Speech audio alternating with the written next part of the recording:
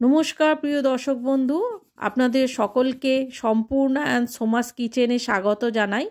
আজ আমি আপনাদের জন্য ধাবা স্টাইলে আলু মটর পনির কিভাবে বানাতে হয় তার রেসিপি নিয়ে এসেছি। আজকে আমি সেটাই আপনাদের বানিয়ে দেখাবো। তো তার জন্য এখানে আমি 300 গ্রাম পনির ছোট টুকরো করে কেটে নিয়েছি, দুটো বড় সাইজের আলু টুকরো করে কাটা, মটর, দুটো টমেটো আর 3টে বড় সাইজের পেঁয়াজ টুকরো করে কেটে কুচিয়ে নিয়েছি। তো এবারে গ্যাসেতে কড়াই বসিয়ে কড়াইটা যেই গরম হয়ে যাবে তখনই এতে কিছুটা রিফাইন্ড সাদা তেল দিয়ে দিলাম। দিয়ে যেই তেলটা গরম হবে তার মধ্যে একটুখানি হলুদ আর নুন দিয়ে নাড়িয়ে চাড়িয়ে সেই কেটে টুকরো করে রাখা পনিরগুলো দিয়ে দিলাম। এবারে হালকা করে নেড়ে চেড়ে আমাকে পনিরগুলোকে হালকা করে ভাজতে হবে, খুব লাল করে ভাজতে হবে না। সামান্য একটু রং চলে এলেই, এই রকম যখনই সামান্য একটু রং চলে আসবে তখনই পনিরগুলোকে আমি তুলে নেব।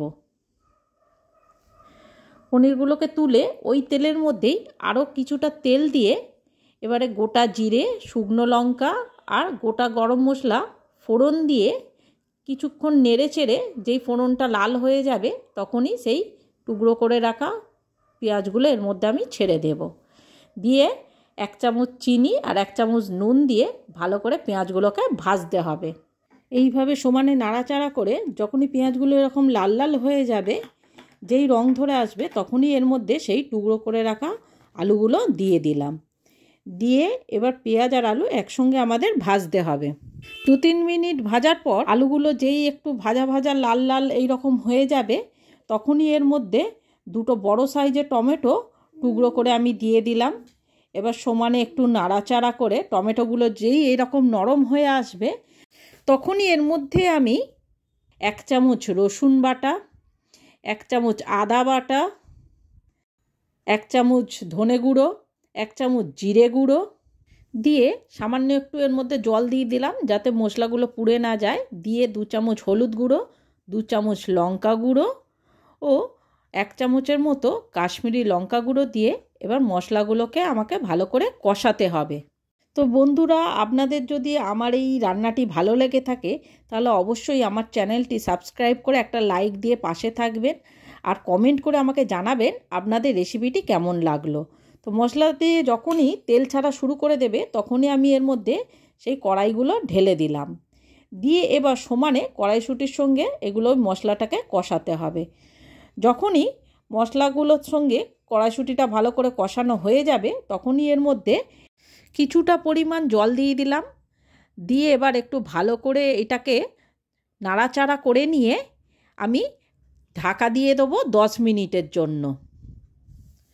10 মিনিট পর ঢাকা খুলে নিয়ে একটু নাড়াচাড়া করে নিয়ে একটা আলুকে খুন্তি দিয়ে কেটে দেখব। যখনই দেখব আলুটা এরকম সেদ্ধ হয়ে গেছে, মোটামুটি আমাদের তরকারিটা শেষের পর্যায়ে, তখনই আমি এর মধ্যে সেই ভেজে রাখা পনিরগুলো ঢেলে দিলাম।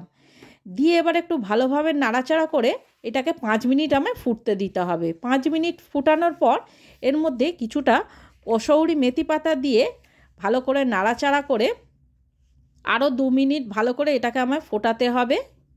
2 মিনিট ভালো করে ফোটার পর একটু নাড়াচাড়া করে নিয়ে এবার এর মধ্যে আমি কিছুটা গরম মশলা মিশিয়ে দিলাম।